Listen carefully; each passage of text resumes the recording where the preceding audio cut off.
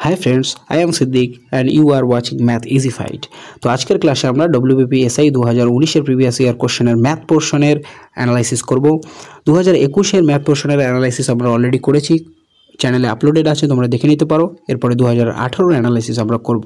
আচ্ছা বলো তো কেন প্রিভিয়াস ইয়ার কোশ্চেনের অ্যানালাইসিস খুবই ইম্পর্টেন্ট? কারণ হচ্ছে কোশ্চেনারের মাইন্ডসেট এবং কোশ্চেনের ট্রেন্ড বুঝতে গেলে প্রিভিয়াস ইয়ার অ্যানালাইসিসের বিকল্প বলতে কিছুই নেই। ওকে, চলো তাহলে শুরু করা যাক আজকে আমাদের 2019 প্রিভিয়াস ইয়ার কোশ্চেনের পার্ট 2 পর্ব। চলো তাহলে দেখা যাক প্রথম অঙ্কটিতে কি বলেছে। 6টি ঘন্টা একসাথে বাজা শুরু করে এবং যথাক্রমে 2, 4, 6, 8, 10 এবং 12 সেকেন্ডের ব্যবধানে বাজে এবং 30 মিনিটে তারা একসাথে কতবার বাজবে। আচ্ছা বলো তো, অলরেডি পার্ট 1 এর ভিডিওতে আমরা একই অঙ্ক করেছিলাম, একই ধরনের একটি অঙ্ক। তো 2, 4, 6, 8, 10 এবং 12 সেকেন্ডের ব্যবধানে যে ঘন্টাগুলো বাজে সেই ঘন্টাগুলো একসঙ্গে কতক্ষণ পরে বাজবে আবার। তো আমরা কি করব, সিম্পলি 2, 4, 6, 8 এবং 10-এর কী করব, লসাগু করে দেবো। তো 2, 4, 6, 8-এর লসাগু করলে কত হবে, 120 সেকেন্ড। 120 সেকেন্ড মানে 2 মিনিট। তার মানে ঘন্টাগুলো কি 2 মিনিটের ব্যবধানে বাজে। ওকে, আচ্ছা বলো তো, যদি আমি 4 মিনিটের একটি গ্যাপ বলি, 4 মিনিটে ঘন্টাগুলো কবার বাজবে, আমি 4কে 2 দিয়ে ভাগ করব, তাহলে দুটো পার্টে বাজবে। কিন্তু দেখো আমার এখানে এজ কতগুলো, মানে ধার কতগুলো পাচ্ছি, আমি এন্ড পাচ্ছি 3টি এন্ড পাচ্ছি, ঠিক আছে। তার মানে 4 মিনিটে ঘন্টাগুলো কতবার বাজবে, 3 বার বাজবে। তো অনুরূপভাবে 30 মিনিটে প্রতি ঘন্টাগুলো 2 মিনিট পর পর একসঙ্গে বাজে, তা 30 মিনিটে কবার বাজবে, 15। সঙ্গে আমরা একটা 1 জুড়ে দেবো। কত জুড়ে দেবো, একটা 1 জুড়ে দেবো, কারণ 30 মিনিটের মধ্যে 2 মিনিটের আমরা কটা পোর্শন পাবো, 15টা পোর্শন, কিন্তু এজ কটা পাবো, এখানে যে এজটা বুঝলাম এই এজ পাবো 16টা এজ। তো ঘন্টাগুলো কতবার বাজবে, 16 বার বাজবে, বুঝতে পারলে। ওকে, চলো নেক্সট অঙ্ক দেখা যাক। আচ্ছা এই অঙ্কটিতে কী বলেছে, একটি আয়তক্ষেত্র এবং একটি বর্গক্ষেত্রের ক্ষেত্রফলের পার্থক্য কত, 30, এটা বর্গ সেন্টিমিটার হবে, বর্গ সেন্টিমিটারের।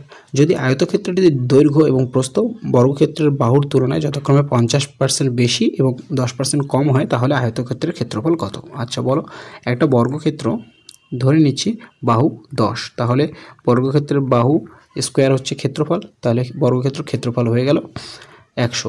আচ্ছা আয়তক্ষেত্রটির বাহু মানে দৈর্ঘ্য কত, বর্গক্ষেত্রের একটি বাহুর থেকে 50% বেশি, তার মানে 15। আর প্রস্থ কত, 10% কম, অর্থাৎ 9 হয়ে যাবে। 10-এর 10% কম করলে কত হয়, 9 হচ্ছে। তাহলে এর ক্ষেত্রফল কত হয়ে গেল, 135, রাইট। আমরা কি পেলাম যে বর্গক্ষেত্রের ক্ষেত্রফল কত, 100, এবং আয়তক্ষেত্রের ক্ষেত্রফল কত হচ্ছে 135। কত বেশি, আয়তক্ষেত্রের ক্ষেত্রফল বর্গক্ষেত্রের ক্ষেত্রফলের মধ্যে পার্থক্য কত হচ্ছে, 35-এর পার্থক্য হচ্ছে। তার মানে আমরা বলতে পারি, এটাই কিন্তু বলেছে কোশ্চেনে আমাদের, বর্গক্ষেত্র এবং আয়তক্ষেত্রের ক্ষেত্রফলের পার্থক্য কত, 35। তো সিম্পলি এখানে আমরা অ্যান্সার করতে পারি, দেখো মিলে গেছে। তো আমরা বলতে পারি যে আয়তক্ষেত্রের ক্ষেত্রফল কত, 135। তো আমাদের অ্যান্সার কোনটি হয়ে যাবে, অপশন সি। ওকে, চলো তাহলে নেক্সট অঙ্ক দেখা যাক। ওকে, এই অঙ্কটিতে কী বলেছে দেখো, টাইম অ্যান্ড ডিস্টেন্সের অঙ্ক এটা, ঠিক আছে। এর আগের যে দুটো অঙ্ক করলাম দুটোই কিন্তু একদম ইজি লেভেলের অঙ্কই ছিল, ঠিক আছে। মডারেটও বলা যেতে পারে না, একদম ইজি লেভেলের অঙ্ক। তো দেখো কোশ্চেনে করার সঙ্গে সঙ্গে আমরা এটাও কিন্তু মাথায় রাখবো যে আমাদেরকে কী ধরনের অঙ্কগুলো বেশি বেশি করে প্র্যাকটিস করতে হবে, ঠিক আছে। তো এই জন্যই আমরা অ্যানালাইসিসটা করছি, অ্যানালাইসিসের সঙ্গে আমরা অঙ্কটাও সলভ করব এবং পাশাপাশি আমরা অঙ্কে কী ধরনের ট্রেন্ড, কী ধরনের কোশ্চেন আসছে সেই ট্রেন্ডটাও বুঝবো। ওকে, তো চলো কোশ্চেন 3তে কী বলেছে, একজন মানুষ গড়ে 24 কিলোমিটার ঘন্টা গতিতে উপরের দিকে ওঠে, ঠিক আছে, উপরে উঠছে 24 কিলোমিটার গতিতে, আবার ওই একই ডিস্টেন্স কি 30 কিলোমিটার গতিতে নামছে। তো এই ধরনের অঙ্কের ক্ষেত্রে যদি একই ডিস্টেন্স ডিফারেন্ট স্পিডে আমরা কভার করি, একই ডিস্টেন্স মনে রাখবে, ডিস্টেন্সটা যদি একই হয়, কোনো একই দূরত্ব গেলাম একই স্পিডে, একটি স্পিডে আবার ফিরে আসলাম ভিন্ন স্পিডে, ঠিক আছে। এই একই ডিস্টেন্স যদি ভিন্ন স্পিডে কভার করে, সেক্ষেত্রে গড় স্পিড আমরা সিম্পলি 2x × y + x/y দিয়ে আমরা বের করতে পারি। কিন্তু ডিস্টেন্স যদি ডিফারেন্ট হয় তাহলে কিন্তু এই ফর্মুলা দিয়ে আমরা করব না।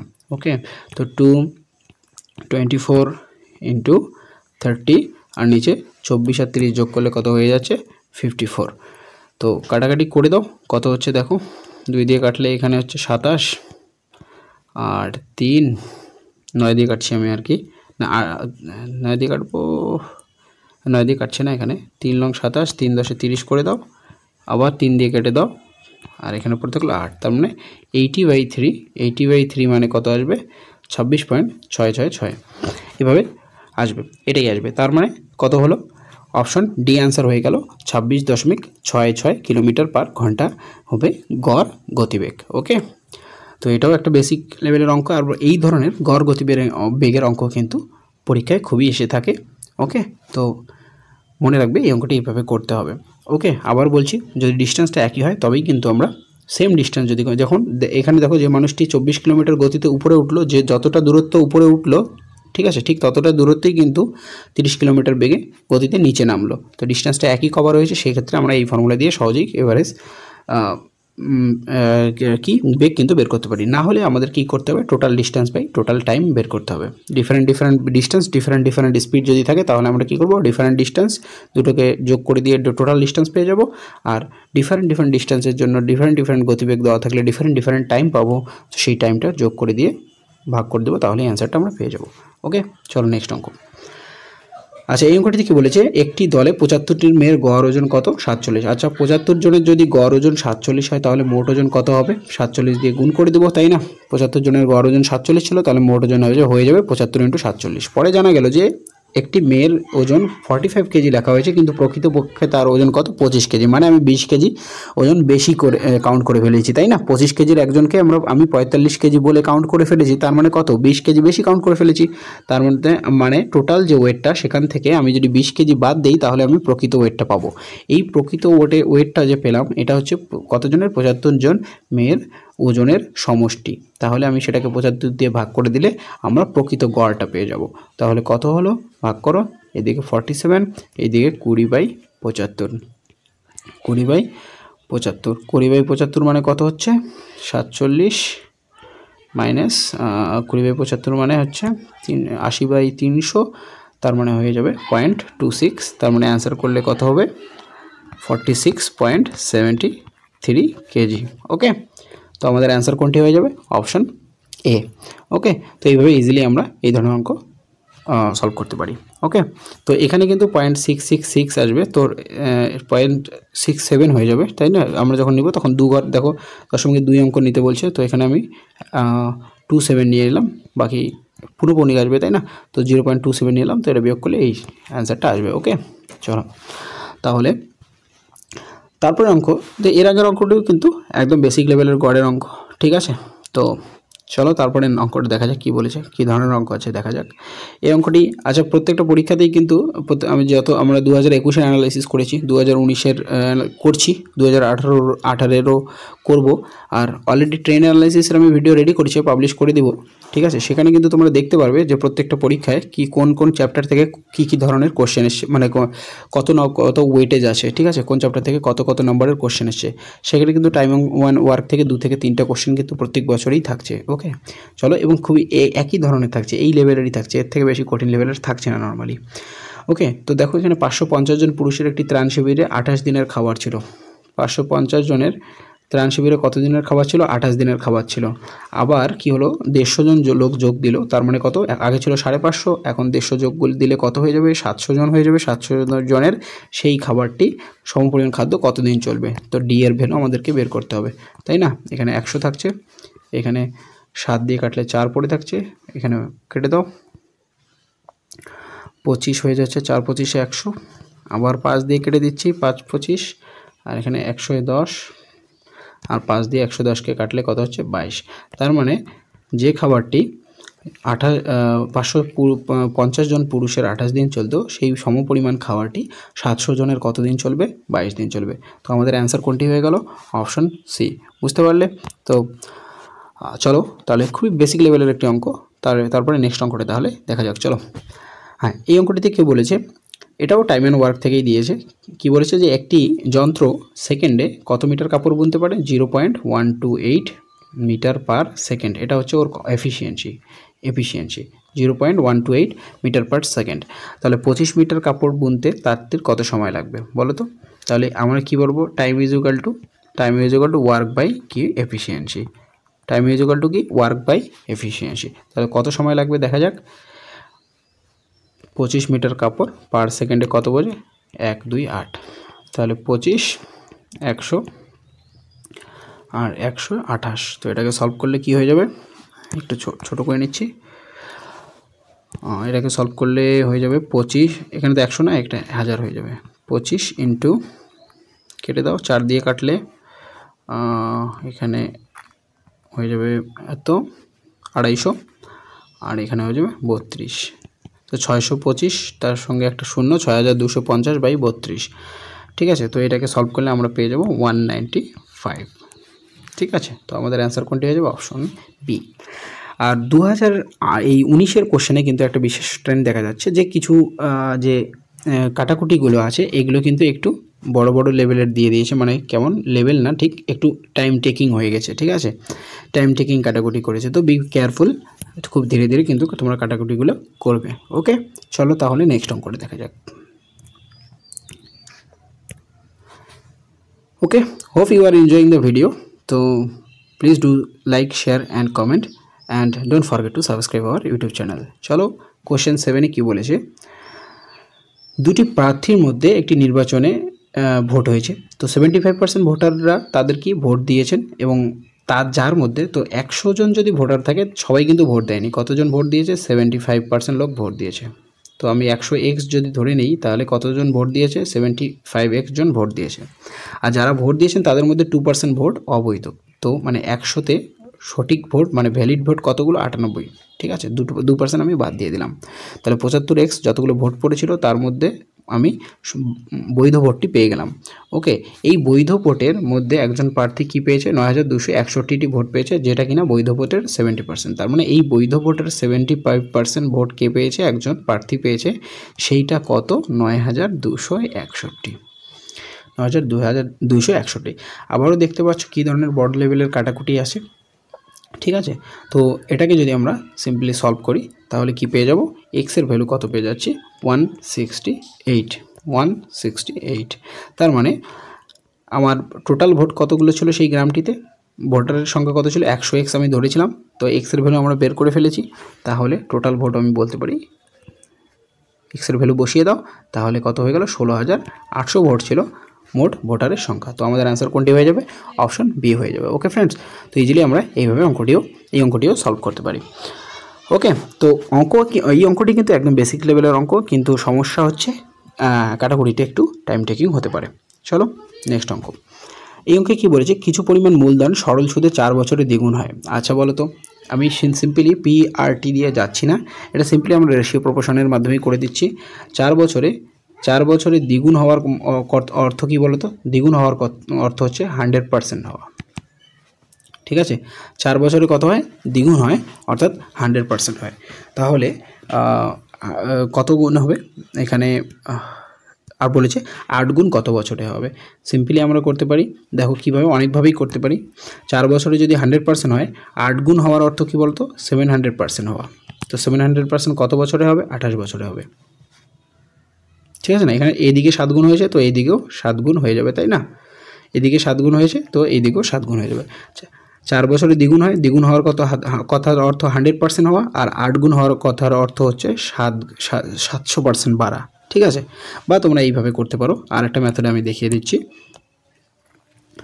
দেখো তোমরা প্রথমে বের করে নিতে পারো যে 4 বছরে দ্বিগুণ হয় দ্বিগুণ হওয়ার কথার অর্থ কি দ্বিগুণ হওয়ার কথার অর্থ হচ্ছে 100% বাড়া ঠিক আছে তো 4 বছরে দ্বিগুণ হচ্ছে তার মানে পার ইয়ার মানে সুদের হার কত হয়ে যাবে 25% হয়ে যাবে সুদের হার যদি 25% হয় তাহলে 8 গুণ হতে গেলে কত গুণ বাড়তে হবে 700 গুণ বাড়তে হবে 700% হতে হবে তাহলে 25-এর সঙ্গে কত গুণ করলে 700% হয় 28 গুণ করলে 700% হয়ে যায় আচ্ছা এইভাবে আমি ভেঙে দিলাম এর আগের মেথডটা অথবা তোমরা PRTর যে ফর্মুলাটা আছে রেট বের করতে পারো rate equal to 100 into n-1/t তাহলে রেট কত হবে আচ্ছা 100 n হচ্ছে কত গুণ হয়েছে এখানে দ্বিগুণ হয়েছে তো n এর ভ্যালু 2 2 - 1 মানে 1 হয়ে যাবে আর t হচ্ছে আমাদের সময় 4 বছরে তাহলে রেট কত পেয়ে গেলাম 25% ওকে 25% এবার রেট 25% পেয়ে গেলাম তাহলে 25% ইকুয়াল টু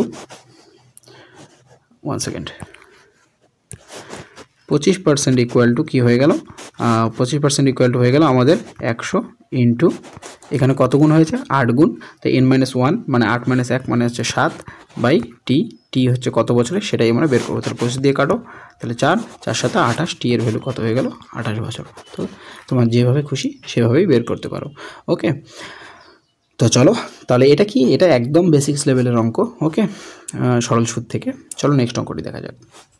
হ্যাঁ, এই অঙ্কটিতে কী বলেছে, 2 ধরনের চাল আমাদেরকে দিয়েছে। 9 টাকা 9.5 টাকা পার কেজি চাল 35 কেজি আমি কিনলাম, আর 10.5 টাকা কেজির চাল 30 কেজি কিনলাম, আর দুটোকে মিশিয়ে দিলাম। আচ্ছা, যদি 9 টাকা 9.5 টাকা দামের চাল 35 কেজি কিনি, তার সঙ্গে আমি 10.5 টাকার চাল কত কেজি মেশাবো, 30 কেজি মেশাবো। তাহলে এটা আমি মোট চাল কত টাকার কিনলাম দেখি। 9 টাকার চাল 35 কেজি, তার মানে হচ্ছে গুণ করো 332 5, আর এখানে হচ্ছে 315, যোগ করলে কত হচ্ছে 647.5। তার মানে আমি টোটাল 65 কেজি চাল কিনলাম কত টাকায়, 65 কেজি চাল কিনা বলো, এখানে 65, 30 কেজি, আর এটা 35 কেজি, আর এটা 30 কেজি, মানে 65 কেজি চাল কিনলাম 647 টাকায়, 647 টাকা 50 পয়সায়। তার মানে পার কেজি চালের কেনা দাম কত হয়ে গেল আমার মিশ্রিত চালের, 65 দিয়ে ভাগ করে দেব। এবার যদি আমি 35% লাভে বিক্রি করতে চাই তাহলে কত টাকায় বেচবো। আবার দেখতে পাচ্ছ যে একটা কাটাকাটিতে কেমন এক কমপ্লেক্স হয়ে গেল। ঠিক আছে, তো এটাকে যদি আমরা সলভ করি আমরা পেয়ে যাবো 13.44। ওকে, তো আমাদের অ্যান্সার কোনটি হয়ে যাবে, আমাদের অ্যান্সার হয়ে যাবে দেখো অপশন সি। কেন বলো তো অপশন সি, এখানে 13.5 আছে এবং 13.44, আমরা কিন্তু অ্যান্সার পেয়েছি 13.44, এখানে 13.50 আছে। তো আমাদের নিয়ারেস্ট অ্যান্সার কোনটি হয়ে যাবে, অপশন সি হয়ে যাবে। তো আমরা অ্যান্সার কোনটি নেব, অপশন সি নেব। ওকে ফ্রেন্ডস, তাহলে চলো নেক্সট অঙ্কটি দেখা যাক।